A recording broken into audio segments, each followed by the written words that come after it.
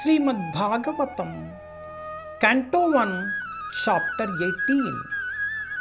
Maharaja Parikshit cursed by a Brahman boy. ब्राह्मण बालक द्वारा महाराजा परीक्षित को शाप.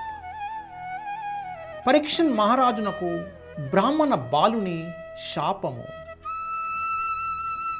Test 29.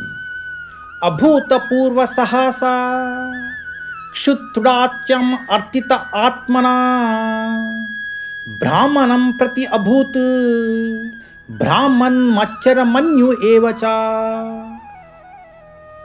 O Brahmanas, the circumstances having distressed him with extreme hunger and thirst, the king directed toward the sage is anger and envy, which he had never before directed toward a Brahmana.